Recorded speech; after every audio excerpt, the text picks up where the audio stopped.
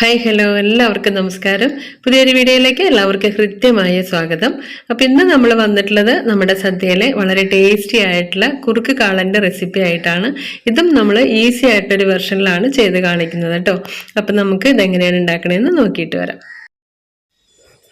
അപ്പോൾ നമ്മളിവിടെ എടുത്തിരിക്കുന്നത് 1/2 കിലോ ചേനയും 1/2 കിലോ കായയും എടുത്തിട്ടുണ്ട്. അപ്പോൾ ഈ കായ നമ്മൾ എടുക്കുമ്പോൾ അത്യാവശ്യം ഒന്ന് ചെനച്ച കായ വേണം എടുക്കാനായിട്ട്.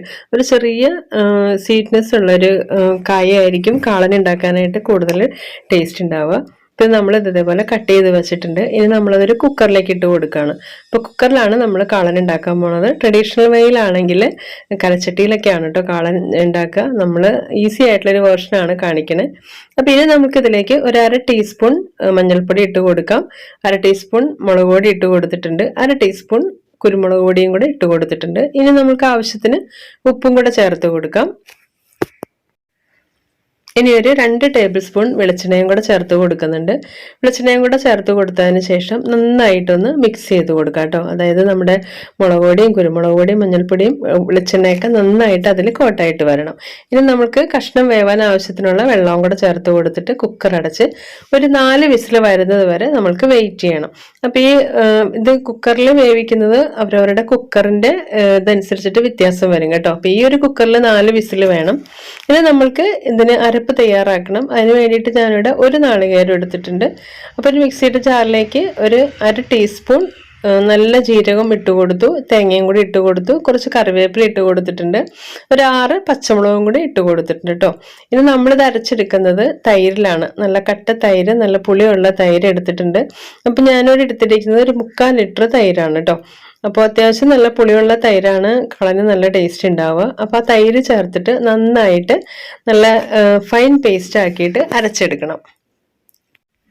അപ്പം നമ്മളിവിടെ നന്നായിട്ട് തന്നെ അരച്ചെടുത്തിട്ടുണ്ട്. ഇനി 4 വിസിൽ വന്നപ്പോൾ കുക്കർ ഓഫ് ചെയ്തിട്ടുണ്ടായിരുന്നു. ഫുൾ എയറും പോയതിന് ശേഷം തുറന്ന് നോക്കിയപ്പോൾ നന്നായിട്ട് വെന്തിട്ടുണ്ട്. അപ്പം ഇതിൽ കുറച്ച് വെള്ളമൊന്ന് നമുക്ക് വറ്റിച്ചെടുക്കാനുണ്ട്. അപ്പം നമ്മൾ തുറന്ന് വെച്ചിട്ട് തന്നെ വെള്ളം ഒന്ന് വറ്റിച്ചെടുക്കുവാണ്. ഒരു 5 മിനിറ്റ് തിളയ്ക്കുമ്പോൾ തന്നെ വെള്ളമൊക്കെ നന്നായിട്ട് വറ്റി വരും കേട്ടോ. ഇനി നമ്മൾ അരച്ച് വെച്ച അരപ്പ് ഇതിലേക്ക് ചേർത്ത് കൊടുക്കുകയാണ്. ഇനി നന്നായിട്ടൊന്ന് ചൂടായി തിളച്ച് വരണം കേട്ടോ. സാധാരണ നമ്മൾ മോരുകൂട്ടാൻ ഉണ്ടാക്കുമ്പോൾ തിളയ്ക്കാൻ പാടില്ല എന്നാണ് പറയുക. പക്ഷെ കാളൻ്റെ നമുക്ക് തിളയ്ക്കുന്നതുകൊണ്ട് കുഴപ്പമില്ല. അപ്പം നന്നായിട്ടൊന്ന് തിളച്ച് വരട്ടെ കേട്ടോ. അപ്പം നന്നായിട്ടൊന്ന് മിക്സ് ചെയ്ത് കൊടുക്കാം. ഈ ഒരു സമയത്ത് നമുക്ക് ഇതിൻ്റെ ടേസ്റ്റൊക്കെ ഒന്ന് ചെക്ക് ചെയ്യാം കേട്ടോ. പുളിയോ ഉപ്പോ എന്തെങ്കിലുമൊക്കെ പോരായ്കയുണ്ടെങ്കിൽ ഈ ഒരു സമയത്ത് നമുക്ക് ചേർത്ത് കൊടുക്കാവുന്നതാണ്. ഇനി നമുക്കിതിലേക്കൊരു മെയിൻ ഇൻഗ്രീഡിയൻറ്റ് ചേർക്കാനുണ്ട്. നമ്മുടെ ഉലുവ വറുത്ത് പൊടിച്ചതാണ്. അതൊരു 1/2 ടീസ്പൂൺ നമ്മളിതിലേക്ക് ചേർത്ത് കൊടുക്കുന്നുണ്ട്. ആ ഒരു ഉലുവയുടെയൊക്കെ ടേസ്റ്റാണ് കാളൻ്റെ ഒരു ഹൈലൈറ്റ് എന്ന് പറയുന്നത് കേട്ടോ. അപ്പോൾ ഉപ്പ് കുറച്ച് കുറവുണ്ടായിരുന്നു. ഇത്തിരി ഉപ്പും കൂടെ ചേർത്ത് കൊടുത്തിട്ടുണ്ട്. അതേപോലെ തന്നെ 1/2 ടീസ്പൂൺ പഞ്ചസാരയും കൂടെ ആഡ് ചെയ്ത് കൊടുത്തിട്ടുണ്ട്. കുറച്ച് കറിവേപ്പിലയും കൂടെ ആഡ് ചെയ്ത് കൊടുക്കുന്നുണ്ട് കേട്ടോ. അപ്പോൾ ഞാൻ ഉണ്ടാക്കുന്ന കാളന് കുറച്ചൊരു മധുരമാണ് ഉണ്ടാവുക. എനിക്കതാണ് ഇഷ്ടം. ചില ഭാഗങ്ങളിലൊക്കെ പുളിയാണ് കേട്ടോ കാളൻ ഉണ്ടാവുക. അപ്പോൾ അത് നമ്മുടെ ഇഷ്ടത്തിനനുസരിച്ചിട്ട് ചെയ്യാം. അപ്പോൾ ഇത് നന്നായിട്ട് തിളച്ച് വന്നു. ഇനി നമുക്ക് ഓഫ് ചെയ്ത് കൊടുക്കാം. ഇനി നമുക്കിതിലേക്ക് വറുത്തിടണം. അതിന് വേണ്ടിയിട്ട് ഞാനൊരു ചീനച്ചട്ടിയിലേക്ക് 1 ടീസ്പൂൺ നെയ്യാണ് ചേർത്ത് കൊടുത്തത്. 2 ടേബിൾ സ്പൂൺ വെളിച്ചെണ്ണ ചേർത്ത് കൊടുത്തു. 1 ടീസ്പൂൺ കടുകും കൂടെ ചേർത്ത് കൊടുത്തിട്ടുണ്ട്. ഇനി അതിലേക്ക് 1/2 ടീസ്പൂൺ ഉലുവ ചേർത്ത് കൊടുക്കുന്നുണ്ട്. അതേപോലെ തന്നെ ഒരു 3-4 മുളക് ഇതേപോലെ കട്ട് ചെയ്തിട്ട് കൊടുക്കുന്നുണ്ട്. അപ്പോൾ ചെറിയ മുളകാണെങ്കിൽ കട്ട് ചെയ്യേണ്ട ആവശ്യമില്ല, നമുക്ക് അങ്ങനെ തന്നെ ചേർക്കാം കേട്ടോ. ഇനി അതിലേക്ക് കുറച്ച് ഫ്രഷ് കറിവേപ്പിലയും കൂടെ ചേർത്തതിന് ശേഷം നമ്മുടെ കാളനിലേക്ക് ഒഴിച്ചു കൊടുക്കാം. ഇപ്പോൾ ഒരു നല്ല അടിപൊളി മണമൊക്കെയാണ് കേട്ടോ വരണത്. നല്ല ടേസ്റ്റുമാണ് ഇത് കഴിക്കാനായിട്ട്.